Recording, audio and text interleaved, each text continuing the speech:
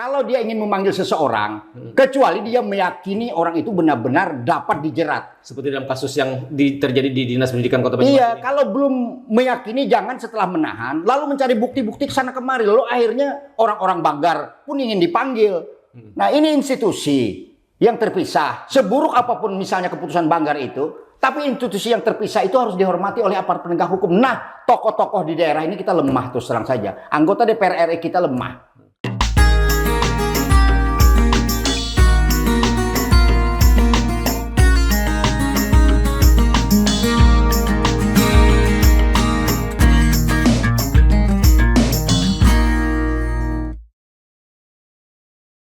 Assalamualaikum warahmatullahi wabarakatuh. Kembali kita berjumpa dalam sudut pandang, melihat dalam sudut yang berbeda dengan cara pandang yang berbeda untuk menemukan makna yang harusnya juga berbeda. Kali ini kita akan melihat sebuah kasus, sebuah perkara yang sekarang ramai dalam percakapan di ruang publik terkait dengan kasus yang terjadi di Dinas Pendidikan Kota Banjarmasin. Perkembangan terakhir dalam kasus itu ada 3 orang yang sudah ditetapkan sebagai tersangka. Pertama ada dari pihak penyedia yang lebih dulu ditahan. Kemudian yang kedua ada mantan Kepala Dinas Pendidikan Kota Banjarmasin berinisial N. Kemudian mantan Kabid Pendidikan Dasar berinisial Q.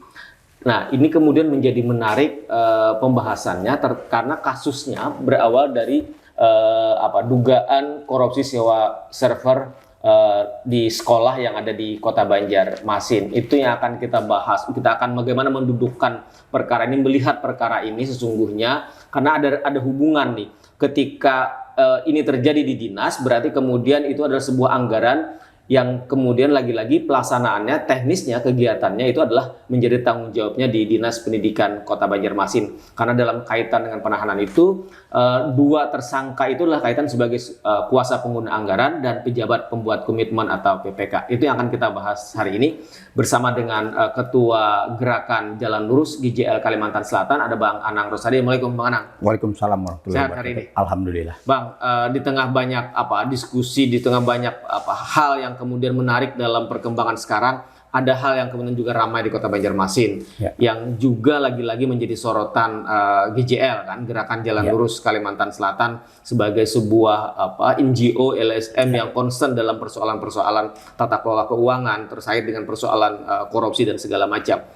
Ada hal menarik soal kasus yang menjerat mantan Kepala Dinas Pendidikan Kota Banjarmasin dan juga mantan Kabid Pendidikan Dasar Dikdas Kota Banjarmasin yang beberapa hari lalu ditahan. Konon angka kerugian negaranya itu mencapai 5,08 miliar rupiah. Bang Anang melihat ini seperti apa? Jadi persoalan-persoalan korupsi ini sebenarnya persoalan yang bagi sebagian, istilahnya sebagian orang yang berkuasa itu adalah semacam quote and quote kelaziman gitu. Kelaziman itu begini, artinya setiap anggaran selalu ada titipan-titipan bagi orang itu. Itu biasanya seperti itu. Apakah berupa markup ataukah berupa fee. Banyak terjadi seperti itu. Lalu akhirnya orang tidak menjabat pun tiba-tiba ditangkap karena kasus yang sebelumnya. Nah, ini kan sebenarnya yang terjadi hal-hal seperti ini sebenarnya bukan kelaziman yang dibiasakan. Artinya pada saat itu kontrol daripada Dewan pun kurang kuat gitu terhadap anggaran itu. Karena kan Dewan itu kan sebenarnya memiliki kontrol mewakili masyarakat agar uang masyarakat itu terjaga dengan baik. Nah, sebenarnya kan harus bersamaan gitu. Nah, antara anggota Dewannya dengan OPD-nya, Organisasi Perangkat Daerah atau SKPD-nya, sehingga anggaran itu ketika disusun memang anggaran satuan yang rasional. Itu yang pertama dulu yang saya sampaikan. Artinya, sebentar Bang, artinya kontrol, karena kan fungsi anggota Dewan itu fungsi legislatif itu kan ada 3, fungsi budget, fungsi legislasi, fungsi kontrol. 3 fungsinya 3 fungsi yang setara kan berarti. Dan dia melekat pada semua anggota Dewan. Kalau kita bicara DPRD Kota Banjarmasin, berarti ada 45 anggota DPRD Kota Banjarmasin memiliki hak yang sama untuk melakukan itu dalam fungsinya. Jadi semua anggota DPR itu memiliki fungsi yang sama, tetapi di dalam organisasinya Dewan itu kan ada Majelis Kehormatan Dewan, ada komisi, ada praksi, ada anggaran. Banggar, ada Banggar. Nah, ketika misalnya Banggar sudah menentukan anggaran itu, dan itu disetujui bersama dengan pemerintah, lalu anggaran itu ada pada SKPD-nya, maka itu operasional sudah berada pada SKPD. Jadi tidak berada lagi pada topoksinya dewan. Nah, lalu kalau tidak berada dengan topoksinya dewan, maka isu yang berkembang akan memanggil orang Banggar gitu. Ada isu gitu, itu kebenaran saya tidak tahu.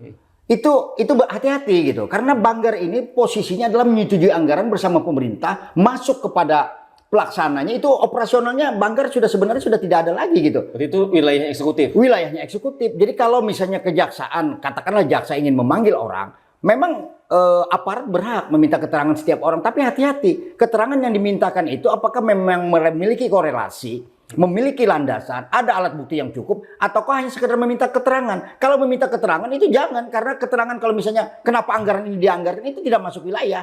Nah, kalau mau memanggil itu perseorangan gitu. Perseorangan yang dicurigai adalah memiliki kaitan terhadap korupsi itu. Kalau tidak ada, jangan melibatkan Banggar, karena ini adalah institusi juga yang harus dihormati di dalam dewan gitu. Jadi seperti itu mengkonstruksinya, karena tadi ketika ini sudah disahkan menjadi anggaran, diketok menjadi anggaran, menjadi APBD, maka berarti ini sebuah kesepakatan antara badan anggaran di DPRD dengan TAPD, anggaran pemerintah daerah. Betul. Nah, sehingga menjadi APBD. Nah, ketika dia posnya itu ada di Dinas Pendidikan, berarti tanggung jawabnya ada di SKPD. Tetapi fungsi pengawasannya tetap berjalan. Fungsi pengawasan sebenarnya tetap berjalan. Nah, berjalan untuk mengawasi apakah anggaran yang digunakan itu memang betul-betul layak, transparan, dan akuntabilitas. Itu sebenarnya fungsi-fungsinya yang harus dilaksanakan oleh dewan. Nah, tetapi kan tidak semuanya berjalan seperti itu. Tapi kan di dalam penegakan hukum kita tidak boleh juga serampangan gitu. Ketika misalnya menahan orang, misalnya ini kan udah ditahan nih. Iya, 3 orang. 3 orang ditahan, lalu baru misalnya mencari-cari bukti, memanggil-manggil orang. Nah, itu yang seharusnya jangan dilakukan gitu. Karena kalau menahan orang berarti ada sebuah keyakinan yang kuat bahwasanya dia udah pasti melakukan korupsi. Nah, itu persoalannya. Karena kadang-kala menahan orang baru mencari-cari bukti, kan banyak kasus seperti itu di Jakarta di mana-mana. Orangnya ditahan lalu baru mencari-cari bukti yang kait-kaitan. Nah, lalu ada yang pengakuan, lalu pengakuan itu dianggap keterlibatan. Kalau pengakuan dianggap keterlibatan, maka habis dunia ini. Pengakuan itu harus korelasi dengan bukti-bukti otentik, misalnya ada transfer, ada bukti surat, ada bukti transaksi dan sebagainya yang mengaitkan seseorang itu terhadap tindakan korupsi itu. Kalau tidak, jangan memberikan beban kepada orang walaupun cuma dimintai keterangan. Itu kalau terekspos itu berbahaya, menjadi beban moral bagi seseorang. Kalau sudah menjadi sesuatu yang kemudian berbeda. Suatu berbeda karena orang menganggap begitu dimintai keterangan, orang pasti stigmanya orang ini ada memiliki kaitan gitu. Padahal ada saja yang aparat baru mencari bukti ketika setelah menahan orang. Nah, ini yang seharusnya tidak boleh terjadi dalam penegakan hukum. Apalagi tadi misalnya ada orang yang kemudian peristiwanya, kejadiannya sudah sekian puluh tahun baru dipanggil sekarang. Nah, maka dari itu, jadi kan kalau seperti itu, maka kebanyakan yang terjadi, isu yang berkembang bukan rahasia umum, berkas itu bisa turun naik gitu. Ganti pejabat berkas ini naik, ganti pejabat berkas ini turun. Jadi akhirnya karena daluarsanya lama, maka ini menjadi tawar-menawar. Nah, ini yang harus dipikirkan oleh pemerintah sebenarnya. Ketika misalnya ada kasus-kasus tertentu, masa daluarsanya juga harus dikecilkan gitu. Lalu persoalan penahanan ini juga walaupun itu adalah haknya penyidik. Iya, haknya penyidik agar orang tidak melarikan diri, tidak mengulangi perbuatan, agar tidak merusak barang bukti, tapi kan ini subjektivitas. Nah, kalau dengan KUHP baru, maka posisi-posisi penahanan ini kan lebih esensi pada overloadnya tahanan. Lembaga pemasyarakatan. Lapas. Ini yang dihandari, yang dalam KUHP baru, bahwasanya makanya ada penahanan kota, penahanan rumah. Nah, itu lalu hukumannya ada hukuman sosial, ada hukuman misalnya kerja.